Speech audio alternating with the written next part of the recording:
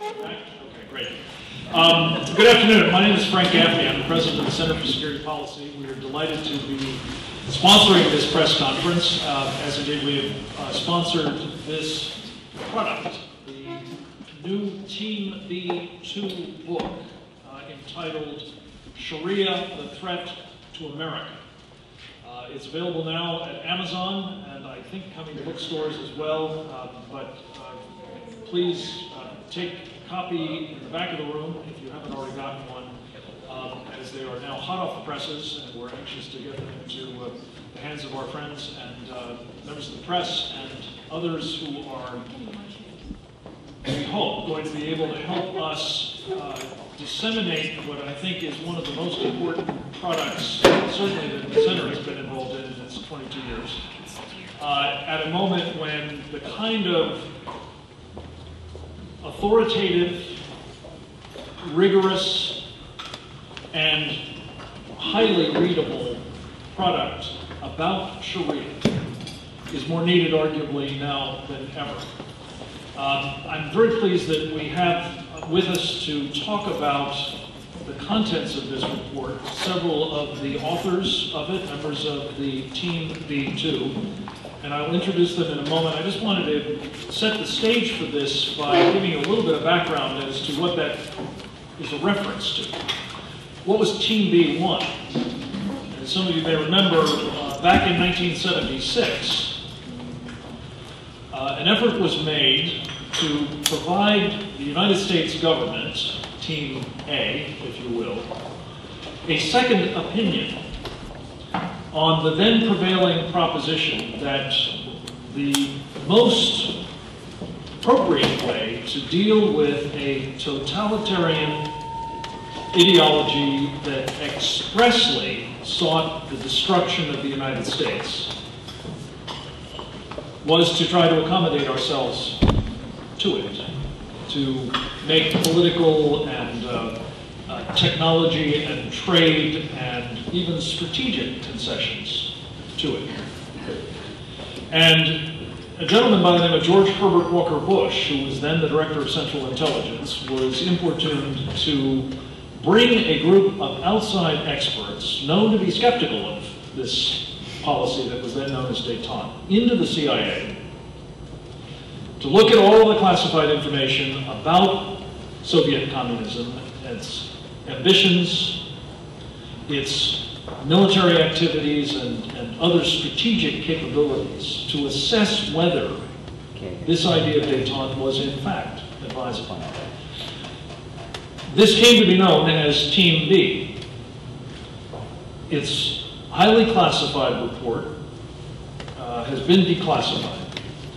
At the time, the principal unclassified product was a long essay in Commentary Magazine by Dr. Richard Pipes, who was one of the members of the group.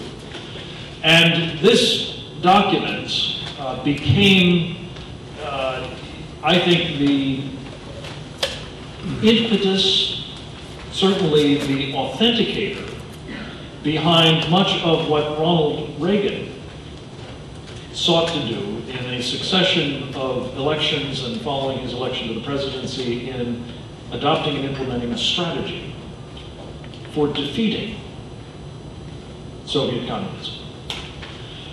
It is our hope, flashing forward, that as we confront another totalitarian ideology expressly committed to our destruction,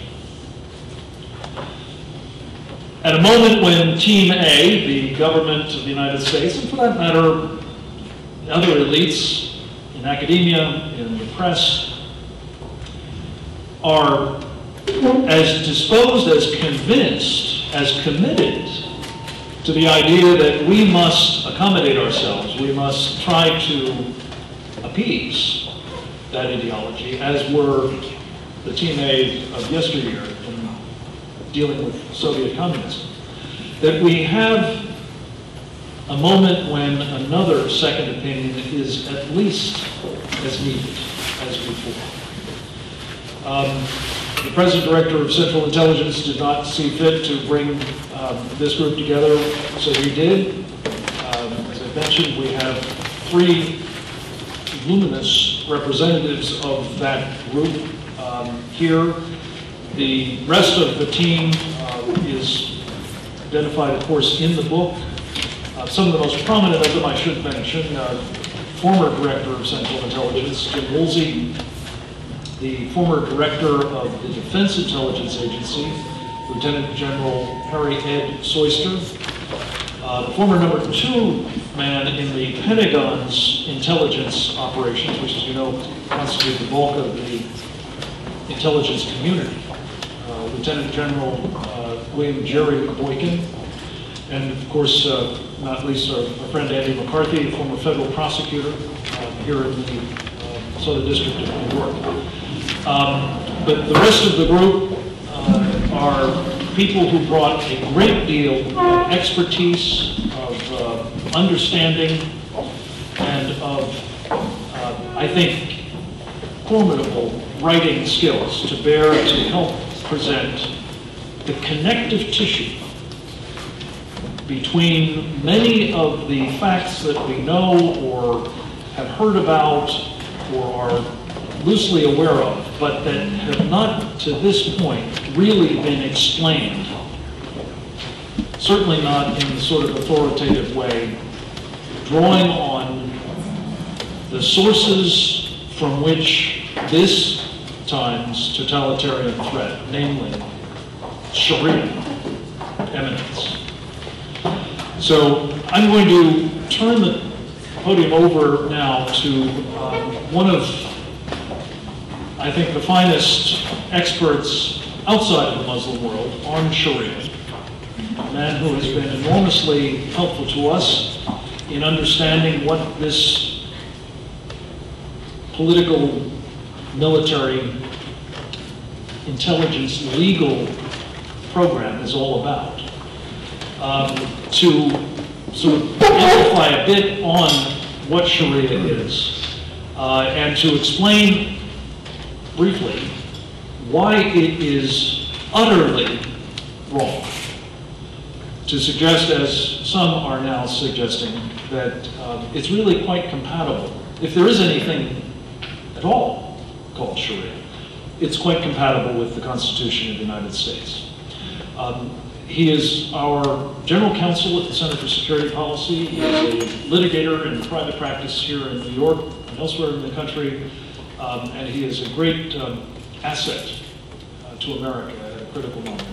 He is David Yerushalmi. David?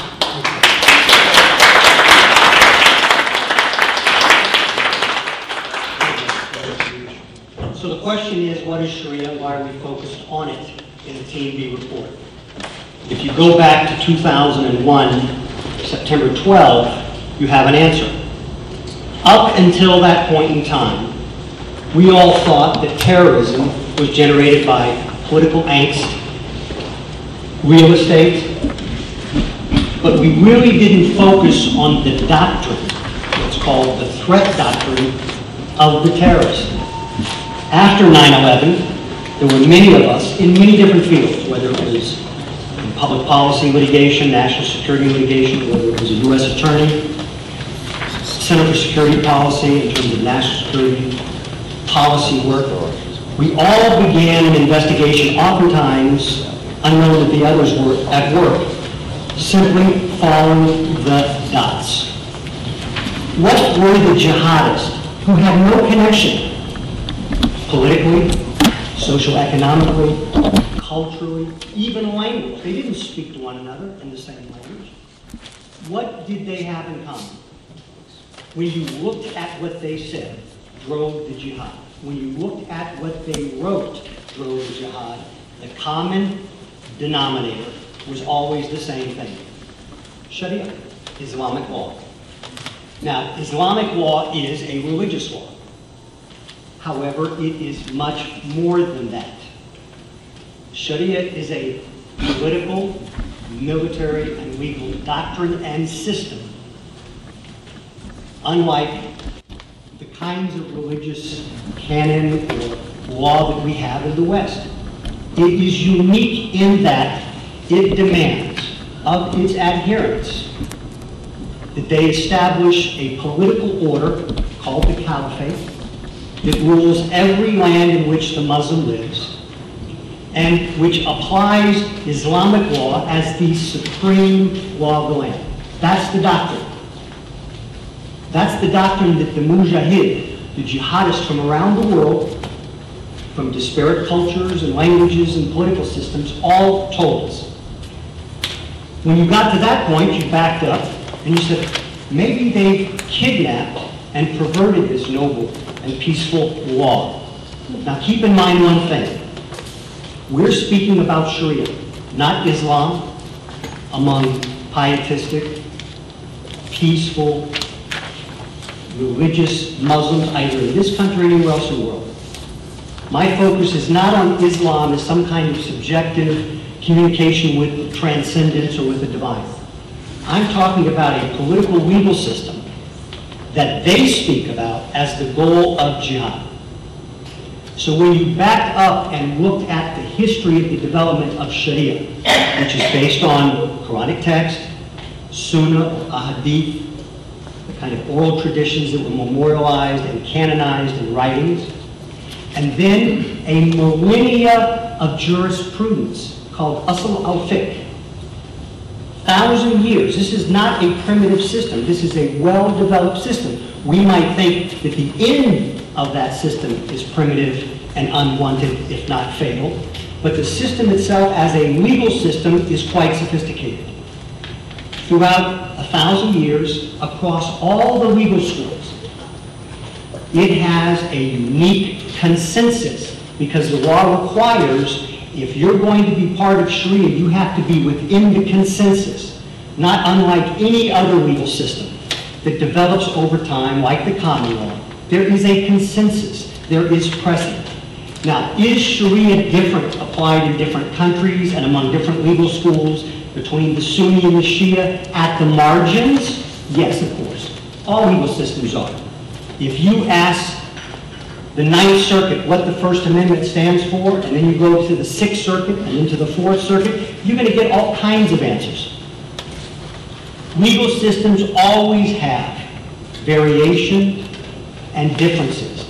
But the essence of the law, its purpose, the establishment of a worldwide caliphate, and the methods to achieve that, which are dawah or persuasion, but if persuasion doesn't work, violent jihad.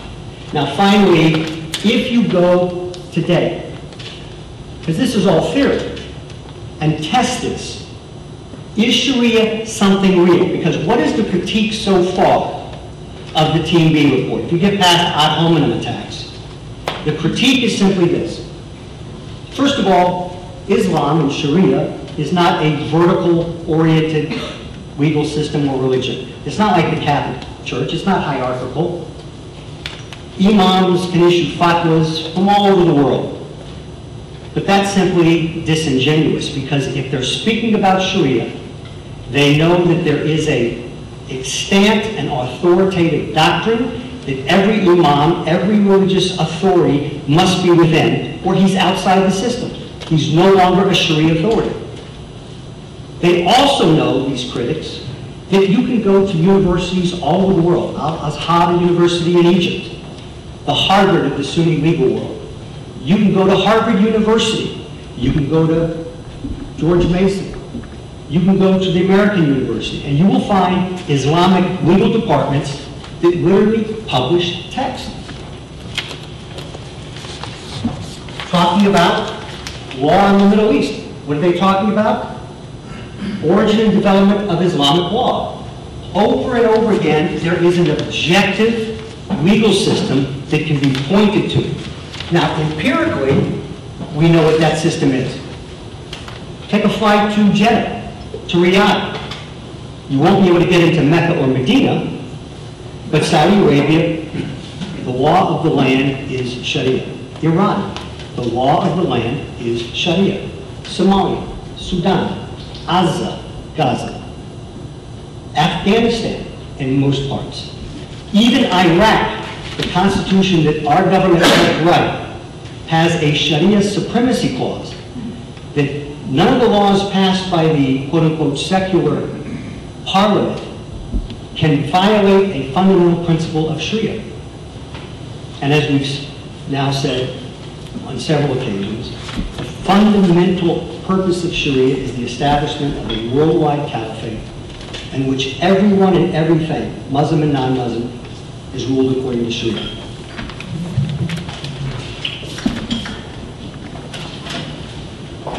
David, thank you. Next up, we have Andy McCarthy.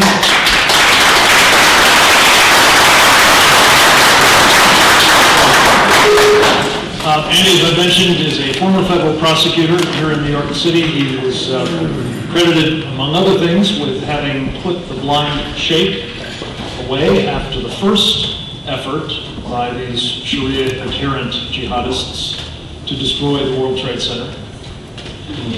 He has written brilliantly for years now, both in National Review Online, where he is a senior fellow, and in two enormously important works. One entitled Willful Blindness, which is really what we're talking about in much of the U.S. government at best, and more recently, The Grand Jihad. Two really towering essays or assessments of this problem, and Andy brought a wealth of not only his legal expertise, but his insights and writing skills to bear, particularly in the introduction, which he co-authored with General Soyster and with Jim Woolsey. I've asked Andy to address, if he would, with us today, the operationalizing of the jihadist command that Sharia obligates its followers to engage in, what forms it takes, and who, most especially the Muslim Brotherhood, is responsible for it in much of the West and elsewhere in the world today. Andy McCarthy.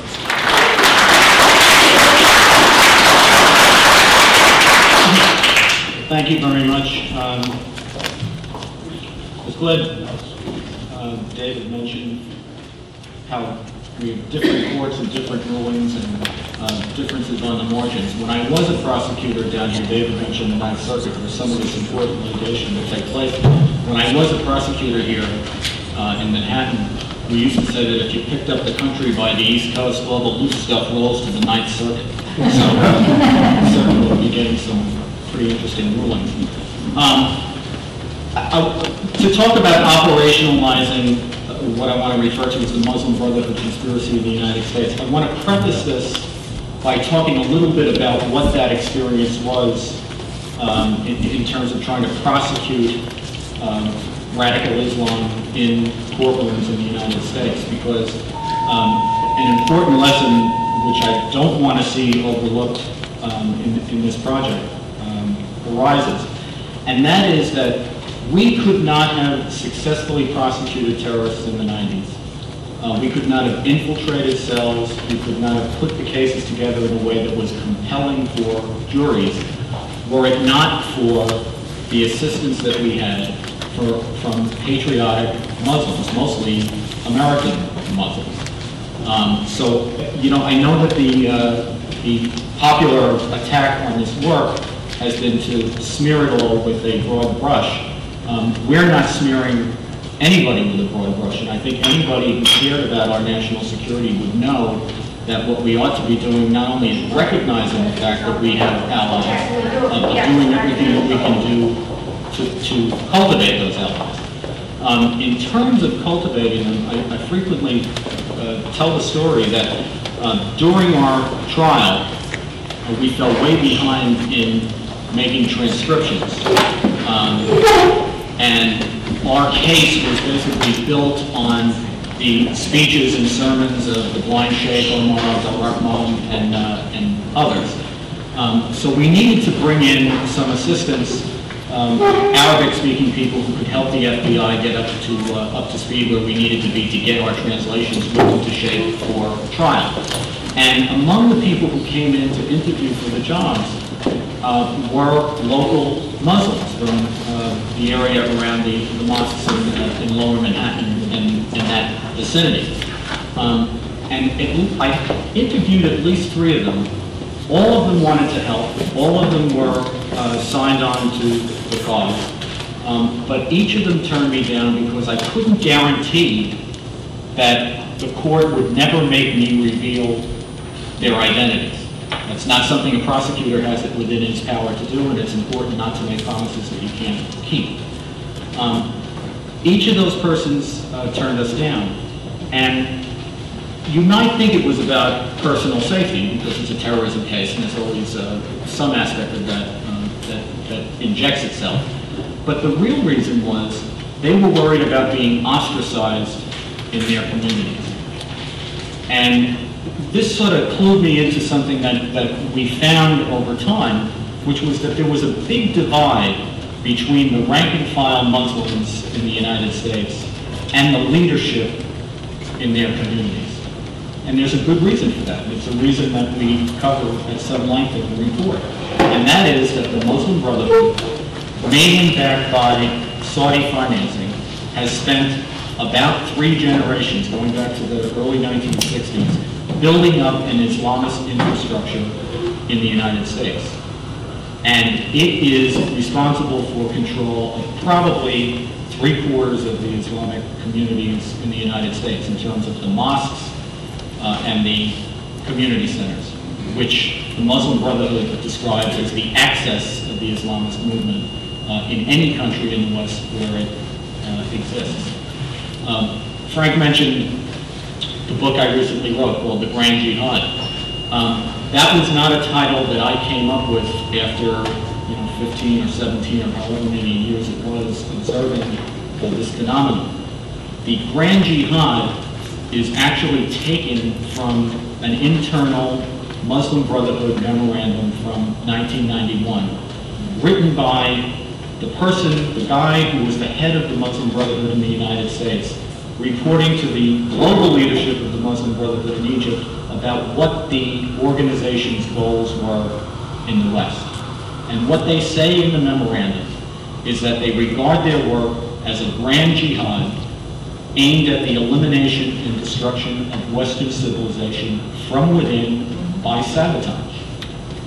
So when we tell you in the report that this is going on, it's not because we're intuiting that from the evidence of sense, although I would argue to you that there's plenty of that. We're using the words themselves that the Islamists use among themselves to describe what they are doing in the United States, what they are doing in the West, and how they perceive it. And the way they perceive it is that they are involved in a civilizational struggle, a civilizational jihad. Probably the most important point to make is that because of terrorism, the Islamists who are nonviolent, or I think the term that Frank uses and that we use in the report, pre-violent, is probably the more apt expression. Because of terrorism, the pre-violent Islamists get to operate under the radar screen and carry themselves off as moderate. And they are moderate in the sense that they are not looking to blow up a bridge in order to achieve their aims. But if you look at what their aims are anything but moderate. And when you look at the Muslim Brotherhood, whether it's operating in the United States or the other places where it operates, and an organization like Al-Qaeda, which is a flat-out terrorist organization, the important thing to take away from that is that their differences are about methodology. They are completely on the same page about what the end goal is. And the end goal is a Sharia state. And the reason that that is important for us to know is that if you look at the aspects of Sharia as is understood in the mainstream and as they interpret it, they are completely antithetical to basic premises of American constitutional government. They reject freedom of conscience. They reject our fundamental premise that the governed have a right to make law for themselves, irrespective of any religious code. They reject equality between men and women, equality between Muslims and non-Muslims. They reject the idea that all political disputes ought to be resolved non-violently. This is a corpus of law, the mainstream interpretation of which is something we cannot live with in the United States, without drastically changing who we are and drastically changing the understandings that underpin our free society. And that's the reason I think this product is so important, and that's the reason why I think it screams out for attention to be brought to Shariah. Thank you.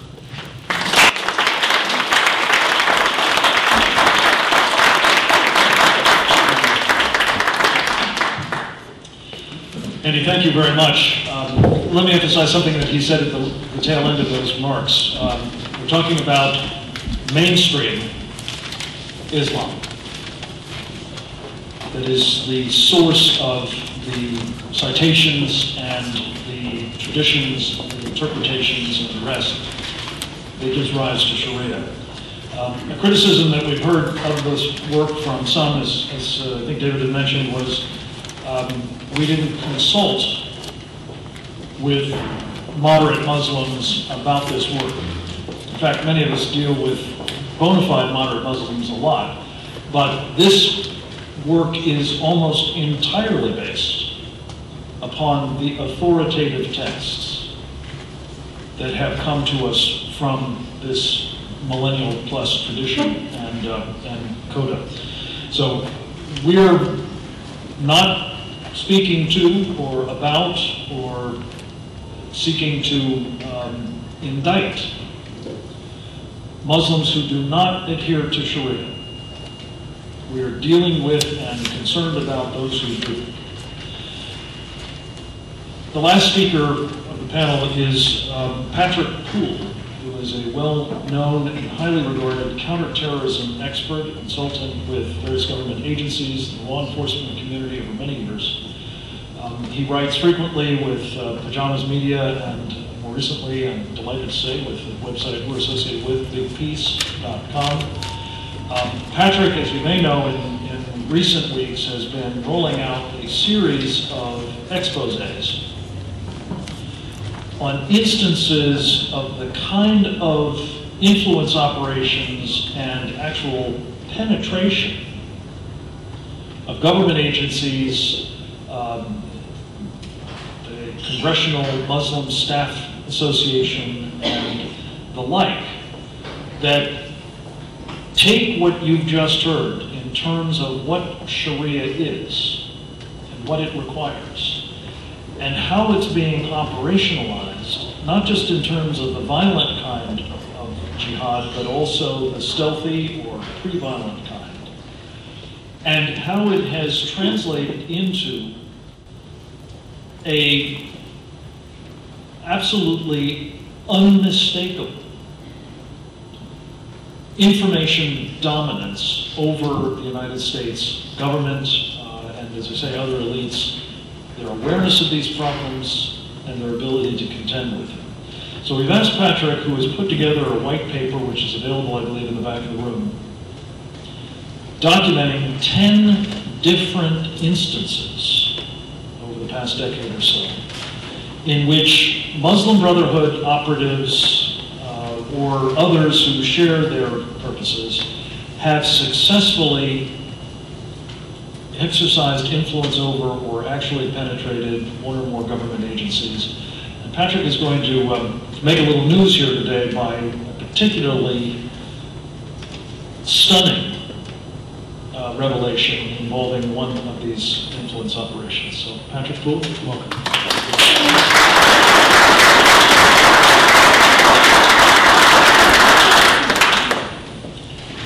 Well, I'm very glad to be here with my Team B colleagues today.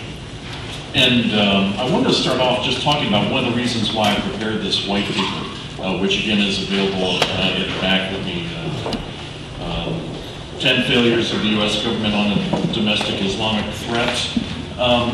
One of the reasons I put this together, probably the chief reason, is I kept hearing from folks such as Frank and some of our other Team B colleagues who've been working up on the Hill, and they would go to brief these congressmen and senators, some of whom are very high-ranking on the intel committees, on Homeland Security committees, and they would talk about some of these instances, like Abdurrahman al-Anoudi setting up the Al-Qaeda fundraiser and operative who set up the Department of Defense's Muslim chaplain program, and who was appointed by the State Department as a civilian ambassador and took 6 taxpayer-funded trips to the Middle East, one of which he was recorded in the Middle East on this taxpayer-funded trip, talking about the destruction of America and launching attacks against Jewish targets in the West and American targets. And as these folks have gone up on the Hill, a lot of these congressmen have said, this is the first we're hearing about this. You know, and we have some more recent incidents like Omar Al-Mari with the Ohio Homeland Security, who was fired back in June, and who was pretty much a vehicle for infiltration, bringing groups like CARE in, etc. And he was fired because he failed to disclose the fact that he had happened to work for the government of Jordan on his background investigation. That's kind of a salient point to make in a background investigation. Yes, I used to work for a foreign government. And I guess I've been rolling out some of these instances because people don't believe it's as bad as it is. And I think we're beginning to get a grasp on exactly how bad it is. And I think this news which we're releasing today, and this is also available on the back table, is I'm reporting today that the Al-Qaeda cleric, Ammar al-Awlaki, who has been in the news quite a bit, has been behind some of the recent attacks over the past year, was communicating by email with Major Hassan, the Fort Hood killer, was involved with Faisal Shahzad, the Times Square bomber. I just walked through Times Square last night, and one of my friends showed me exactly where he had parked his vehicle. Ammar al-Awlaki, I'm reporting exclusively today, was involved in training the Pentagon's Muslim chaplains. So, needless to say, that's problematic. And the punchline is, and this gets to the larger paper, is these individuals who were handpicked by Abdurrahman al-Amoudi back in the 90s and before 9/11, is that we still don't know exactly what the status is of these chaplains who were handpicked, and now we know who were trained by guys like Ammar al-Awlaki. Some of them are still serving in the military today. And it's not just the chaplains, it's also the Muslim lay leaders that were trained at this institute that al-Awlaki was teaching at. So it's kind of like Alice and falling down the rabbit hole. How far do you want to go? And so we've tried to prepare some of these materials to help not only raise awareness with the public of exactly how bad the problem is, but also with our policymakers who still don't understand how bad things are. And with our TMB2 report, we've tried to provide some suggestions on the way forward, because it's becoming crystal clear. If it's not clear already, I think we're definitely landing the final nails. The Team A approach to understanding the threat that Sharia poses to our civilization, the Team A approach has consistently and pervasively failed. And the thing that we're seeing is that with this approach, every time they fail, not only does the government not recognize the fail and begin to change things, but they almost double down on their failure.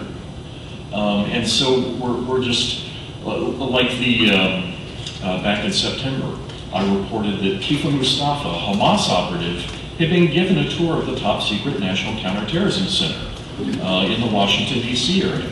Now the thing was, as I reported, the Department of Justice had identified this guy as a Hamas operative, named him unindicted co-conspirator in the Holy Land Foundation trial, and just a long list. We had video of him submitted in the Holy Land Foundation trial of him singing, "I am a member of Hamas."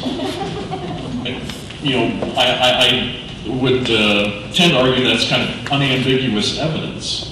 And yet, a week after my story comes out, Frank and our colleague Diana West were at an event where Director Mueller FBI Director Mueller was speaking, and he challenged their characterization of Kifa Mustafa as a Hamas operative. Now again, you have the FBI Director saying, oh no, he's not a Hamas operative.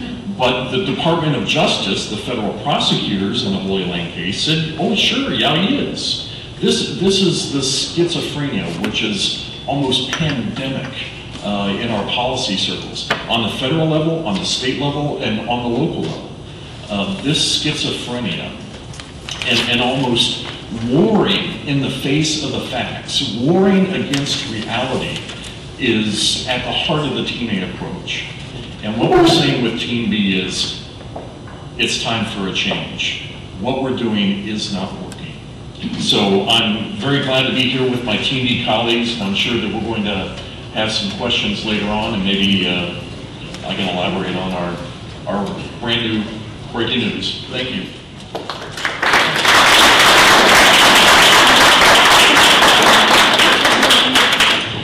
Let me just make one final point before we open it up to questions. Apropos the breaking news today, we also have a letter that was written by one of the Team B members, Joseph Schmitz, who formerly served as the Inspector General of the Defense Department under the Bush administration, and while in that capacity, he was asked by Senators John Kyle of Arizona, Senator Chuck Schumer of New York, and Senator Dianne Feinstein of California to investigate this chaplain problem, this legacy of the Al-Moody influence and penetration operation. And you can read what Joe says to them about the need, on the basis of what has now been learned and what has been developing over the intervening period, is a critical need for congressional oversight and investigations into not simply this episode, but more generally the kind of problems that Patrick's enumerated in this report. And let me just hasten to add, this could have easily been 50 examples of Muslim Brotherhood operatives who have been reached out to, as they are fond of saying, made ambassadors for the State Department, goodwill ambassadors,